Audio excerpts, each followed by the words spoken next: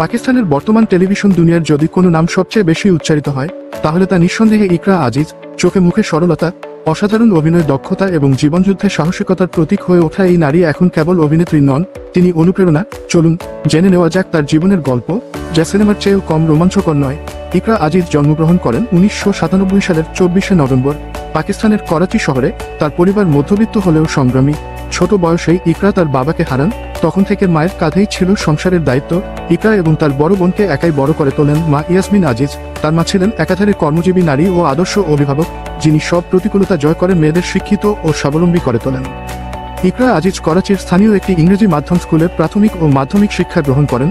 এরপর করাচি বিশ্ববিদ্যালয়ের মিডিয়া ও কমিউনিকেশন বিভাগে ভর্তি হন, কিন্তু টেলিভিশন ক্যারিয়ারের ব্যস্ততায় তার নিয়মিত পড়াশোনা চালিয়ে যাওয়া সম্ভব হয়নি। তবে তিনি বিভিন্ন সাক্ষাৎকারে জানিয়েছেন ভবিষ্যতে তিনি পড়াশোনা সম্পূর্ণ করবেন, কারণ শিক্ষার গুরুত্ব কখনোই অস্বীকার করা যায় না। মাত্র 14 বছর বয়সে তিনি প্রথমবারের মতো ক্যামেরার সামনে দাঁড়ান একটি টেলিভিশন বিজ্ঞাপনে। এখান থেকেই তার প্রতি মিডিয়া দুনিয়ার নজর পড়ে। চেহারার সৌন্দর্য, ক্যামেরা ফ্রেন্ডলি আচরণ এবং আত্মবিশ্বাস তাকে শিগগিরই ছোট পর্দার জন্য পছন্দসই করে তোলে। 2014 সালে ইকরা আজিজ তার প্রথম নাটক কিসে আপনি কহে দিয়ে টেলিভিশনে আত্মপ্রকাশ করেন। তবে তাকে ঘিরে বড় আলোড়ন সৃষ্টি হয় 2018 সালে হিট ড্রামা সিরিজ শুনো চন্দা দিয়ে। এখানে তিনি জিয়া চরিত্রে অভিনয় করেন, যা রাতারাতি তাকে জনপ্রিয়তার শীর্ষে পৌঁছে দেয়। তার সংলাপ, অভিব্যক্তি এবং প্রাণবন্ত উপস্থিতি দর্শকদের হৃদয় জয় করে নেয়। ইকরা আজিজ এরপর একে একে কাজ করেন একাধিক সুপারহিট নাটকে। তার অভিনীত উল্লেখযোগ্য নাটকগুলোর মধ্যে রয়েছে রমজা রমজা কান্দি, এখানে তার অভিনয় সমালোচকদের প্রশংসা কুড়ায়। শুনু চন্দা 2 প্রথম সিজনের সফলতা ধরে রেখেছে দ্বিতীয় সিজন। খুদা और মোহাব্বত 3 দর্শকদের মধ্যে আলোড়ন সৃষ্টি করে। চৌধুরী অ্যান্ড সান্স 2023 সালের আলোচিত নাটক। মানজিল 2024 সালে মুক্তিপ্রাপ্ত একটি সামাজিক বার্তা সমৃদ্ধ নাটক। 2025 সালেও ইকরা আজিজ তার অভিনয়ের জাদু অব্যাহত রেখেছেন।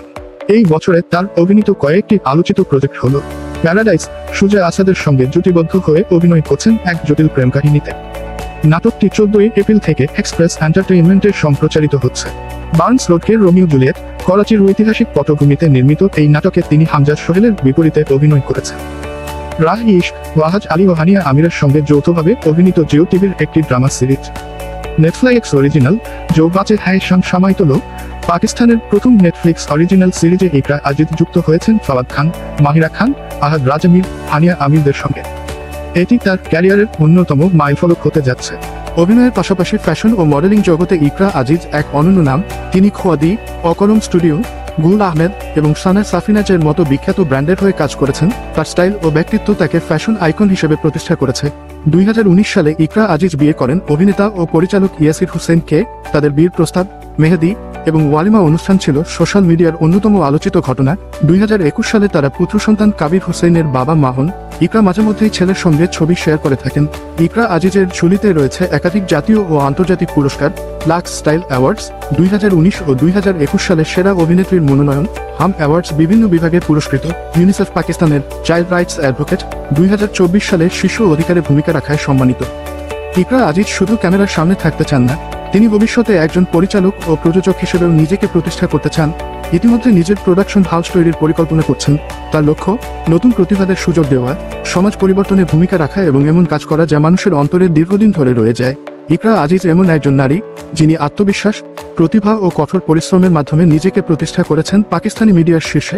তিনি কেবল একজন তারকা নন, তিনি একজন সংগ্রামী নারী, একজন আদর্শ মা, একজন অনুপ্রেরণা। আপনিও যদি ইকরা আজিজের ভক্ত হয়ে থাকেন তাহলে এই ভিডিওটি লাইক করুন, কমেন্টে আপনার মতামত জানান আর আমাদের চ্যানেলটি সাবস্ক্রাইবও করতে ভুলবেন না। পরবর্তী ভিডিওতে কাকে নিয়ে দেখতে চান নিচে জানাতে ভুলবেন না।